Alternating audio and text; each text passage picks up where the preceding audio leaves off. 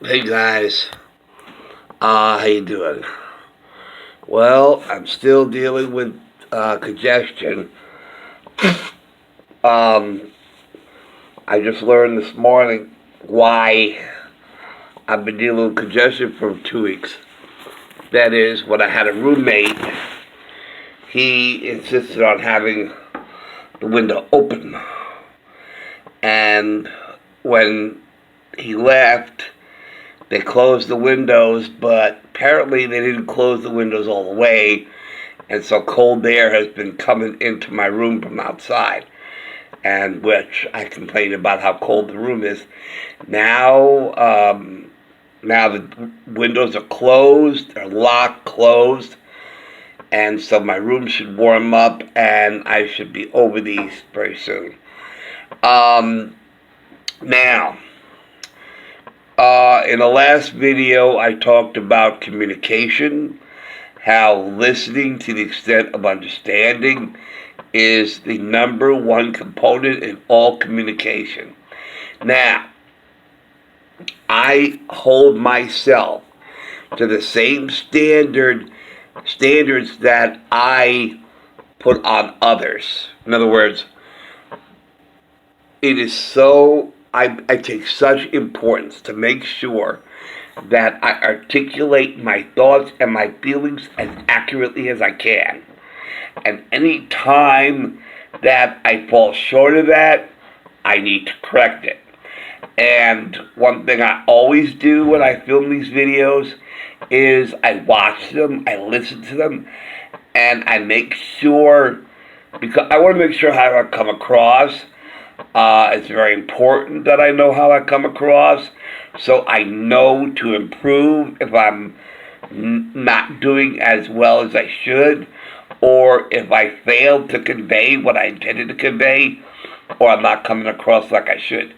So during the last video, I noticed that I said something during the beginning of that video that I want to clarify. Okay, now about the Charlottesville remark, when I said they were neo-Nazis and white supremacists and white nationalists, and then there were other people who were fine people, very fine people. Now, see, because like I said about my old roommate, and I said, why'd you say this to begin with? He said, well, I didn't think I needed to. Well, apparently the way I worded it and the way I articulated it can be misconstrued and misunderstood. So, and I heard that when I listened to myself, I says, oh, I could have said this better. So, before I begin this video, and this is why there's a part 2 now, is that I wanted, and also because I wanted to finish what Trump was saying here. Now, and I watched the portion that I played, and he was more articulate than I am. Okay, so Trump is more articulate than me about this. So hey, I give him 5 stars, and me I give 2 stars. Okay, so he was saying that there were very bad people on one side with the neo-Nazis, white supremacists, and so forth. And there were also other people on that group, on that side, who were very fine people. So I want to make sure that is absolutely clear what I'm saying. Okay, my articulation or my reiterating what Trump was saying, I want to make sure I, Jim Lifton, am clear when I, Jim Lifton, say that my understanding from what President Trump said was they were very bad people, and he identified them as such. He used the adjective very bad. Okay, he used two adjectives to describe two separate groups. Very bad and very fine. Those are two adjectives for two people of the same side. So you had very bad people, such as the KKK, white supremacists, white nationalists, and such, and neo-Nazis. And there were also other people, other than the bad people, who were good people. Okay? So there were very bad people in that group, quote unquote, and there were other people on that side who were very fine people. So there are two adjectives. See, that's important to notice. So even if you replay that video again, you'll notice he used two adjectives. Very bad, and there was a mic problem, but you still could hear him say very bad people in that group. There was a mic problem as they were switching from the reporter to President Trump. They were switching mics. So it wasn't that clear, but it wasn't as clear as when they redirected the mics, but you could still hear it. You could still hear him say, very bad people in that group, and very fine people. Okay? Two adjectives, two different groups on the same side. So I want to make that absolutely clear for myself and for what I've said that Trump said. Two adjectives, very bad and very fine. So very bad people, and there were other people who were very fine. Okay, does that mean the bad people, that the very fine people are also bad? No. No, it's sort of a semicolon if you want to think about it. Now, if you want to sort of be grammar-wise, you could say there were, but you can't because there are two nouns and there's no verb. Okay, so you really can't even use a semicolon. I just realized. Okay, you can only use a semicolon if there are two phrases that can stand apart. But there isn't. There are very bad people, such as the KKK, neo-Nazis, white supremacists, and they were very fine people on the same side. There were two groups on one side, very bad and very fine. The very bad were white supremacists, neo-Nazis, and so forth. And the very fine were other people who peacefully protested. Okay, so I just want to make it absolutely clear. Now, I'm going to replay this to finish this off. I'm going to replay... including President Obama? I'm going to replay this. I tell you what, this was a great victory for us. On the campaign trail, you called yourself a nationalist. Some people saw that as emboldening white nationalists. Now people are also saying that the president... That's such a racist There question. are some people that say that now the Republican Party is seen as supporting white nationalists because of your rhetoric. What do you make of that? I don't believe it. Just racist There are question. some people that say that now the Republican Party is seen as supporting white nationalists because of your rhetoric. What do you make of that? I don't believe it. I don't know. Why do I have my highest poll numbers ever with African Americans? Why do I have among the highest poll numbers with African Americans? I mean, why do I have my highest poll numbers? That's such a racist question. Honestly, I mean, I know you have it written down and you're going to tell me. Let me tell you, it's a racist question. And Mr. President, I love it. You know what the word is? I love our country. I do. You have nationalists, you have globalists. I also love the world. And I don't mind helping the world, but we have to straighten out our country first. We have a lot of problems. And Excuse me, but to say that, what you said, is so insulting to me. It's a very terrible thing that you said. And Mr. President, people have you talked about middle class tax cuts on the campaign trail. How will you get Democrats to support that policy? You have to ask them. Well, hey, what's your plan for working with Democrats? You know how, you have to ask them. Well, what's your plan for working with Democrats on the middle class tax plan? You know what my plan is? I'll ask them. And if they say yes, I'm all for it. And if they say no, there's nothing you can do because you need their votes. Go ahead. Michael Cohen recently said you called black voters stupid. That's false. Omarosa has accused you of using the N-word, and the That's false. rapper Little John has said you called him Uncle Tom. What's your response? I don't know who. Okay, listen again to this. Okay, we're still talking about accusing Trump of being a racist, right? He responded to each accusation, said, that's false. That's false. Okay, I'm going to replay this again. Okay, I'm going to play this again. Now listen carefully to what he says. To each accusation, that's false. Listen to him say, that's false. Because you need their votes. Go ahead. Michael Cohen recently said you called black voters stupid. That's false. Omarosa has accused you of using the N-word, and the That's false. rapper Little John has said you called him Uncle Tom. What's your response? What's your response? He says, what's your response? He was in the middle of reading off a question. I understand that. But did he listen to President Trump's answers to each of those accusations? And yet he still asked the question, what's your response? You see how they don't listen? They're busy talking, but they don't listen.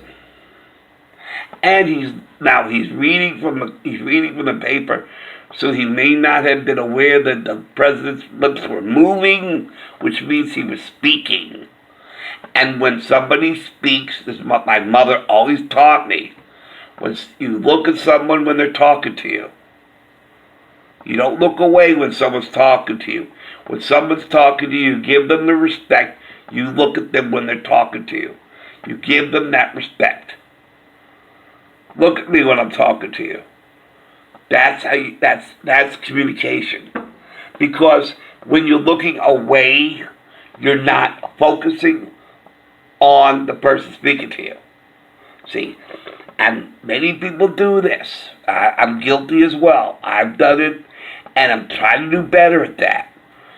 When someone's talking to me, I always look at them in the eye, and I tune in to what they're telling me. That's listening to understanding.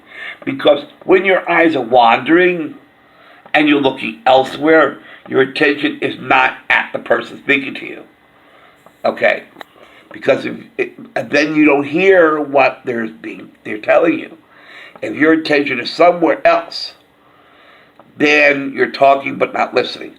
But when you're looking at the person you're talking to, and then you can see them talking to you. And then when you see them talking to you, you can hear their lips move. You can almost read their lips. You know what they're saying, and you listen. Okay, so this guy did not listen to President Trump say, that's false. That's false. Little John has said you called him Uncle Tom. What's your response? Let's go ahead. Michael Cohen recently said you called black voters stupid. That's false. Omarosa has accused you of using the N-word, and the rapper That's Little false. John has said you called him Uncle Tom. What's your response? I don't know who Little John is. I really He was on The Apprentice. I don't know. Oh, he was? Okay. Yeah. Oh, I see. Have you ever I made don't know. racist? Okay, you see President Trump? He was looking at him. President Trump was looking at him. Even though they're talking at the same time, President Trump was looking at him. That's how he was able to respond to the comment about The Apprentice. You see, this is all about listening. Something that Democrats have a bad skill on. Democrats have bad communication skills. They have bad listening skills. Now, President Trump has excellent listening skills because while that reporter was not looking at the President Trump when he was responding to each of those accusations, when President was speaking back to him, Trump was looking at him. So when that reporter said, oh, he was on The Apprentice, then the president responded, oh, okay.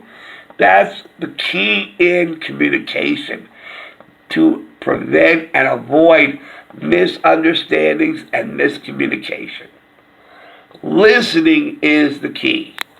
Now you'll notice the president looking at him when the guy is talking to him. I'll replay this. Now that I said this, now pay attention, you see this. Watch this. Because you need their votes. Go ahead. Michael Cohen recently said you called black voters stupid. That's false. Omarosa has accused you of using the N-word, and the rapper Little John has said you called him Uncle Tom. Okay, so he What's looked your at him. response? I don't know who Little John is. I really He was on The Apprentice. I don't know. Oh, he was? Okay. Yeah. Oh, I see. Have you ever I made... don't- Okay, you see, okay, I was wrong. But the first, that's false. He was in the middle looking down. But the second, that's false. The guy was looking at the president, so I apologize. I was wrong. Okay, see, sometimes I gotta watch it a couple of times for me to know.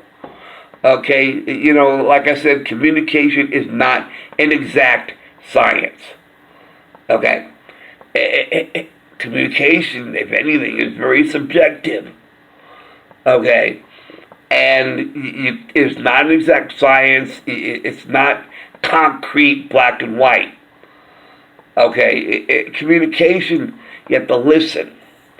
You have to listen, and I'm doing the best I can, and I hold myself accountable if I myself do not listen well.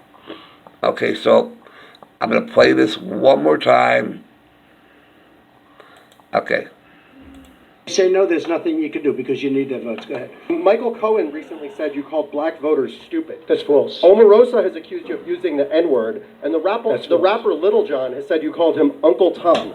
What's your response? I don't know who Little John is. I really He was on The Apprentice. I don't know. Oh, he was? Okay. Yeah. Oh, I see. Have you ever made racist remarks? No, I would never do that, and I don't use racist remarks. And you know what? If I did, you would have known about it. I've been hearing there are tapes for years and years. There are tapes. Number one, I never worried about it because I never did. I never used racist remarks. I've never used racist remarks. Okay. Well, one point of fact, because you told her you have the highest approval among African Americans. It's just 8%, sir, single digit. See, when you talk about division, it's people like this that cause division. Great division. No, point of fact is that I never used a racist remark. That's the point of fact. Who are you from? And there's one other thing that I want to mention. When President Trump was explaining how come I have so many support among the African American voters, which I would say people of color, as I've said before, I hate that term African American because it is very subtly racist. It's a subtly racist term. African American, I hate it. Subtly, it is racist because it is suggesting that you came from Africa, that people of color came from Africa, and if you're a person of color, you're automatically tied to Africa, and that's why I hate the term. And it's also inaccurate because Africa is a continent. We have North Africa, Central Africa, and South Africa. Okay? Now, even putting South Africa aside, because there are Caucasians down there, but what about North Africa? What about Egypt? What about Syria? Right? Do they look like the people you're referring to? No. Right? But they're part of Africa, because technically you can call them African Americans. If somebody came from Egypt or Syria, I'm sorry.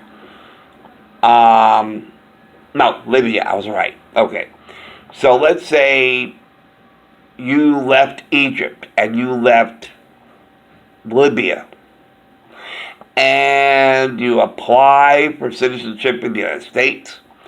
You are approved, you're awarded entrance into the country, and you become an American citizen. You came from Africa, so you would be called African American because you came from Egypt, you came from Libya, which is part of Africa. So by technical terms, you would be an African American because you came from Africa. North Africa, but North Africa is still part of Africa. That's another reason why I hate the term. I hate the term for two reasons. One, because it is very subtly racist. Like, go back to Africa, okay? Because you're making that connection. You shouldn't make that connection. I mean, they've been fighting and fighting and fighting to keep people from making that connection because it is very stereotypical and very racist. To make a connection to people of color, to Africa. So the term African American, I hate. The other reason I hate the term is because there are countries in the north part of the continent of Africa that do not look like what you're referring to. Okay. So, but when the Democrats came up with the term person of color, woman of color, women of color, people of color, I like that. That is so much more accurate and so less racist. Because that's a good reference. That is a great reference. That's a great term. Women of color, woman of color, people of color, person of color, man of color. That is great. That does not tie anyone to Africa. And you have same people of color in France, in England. And they never came from Africa. But they're people of color. So anyway, that's that. So, people of color, not only is President Trump's approval numbers and support and voter towards people of color, the job market for people of color is the best it's ever been. Unemployment for people of color is at its lowest. Jobs for black people of color are at the highest. So if this president was racist, that would not, the numbers would tell a different story. So anyway, that's it for now. Thanks for watching. Thanks for listening, and this concludes this topic. And I'll see you next time at the next topic. Take care. Bye.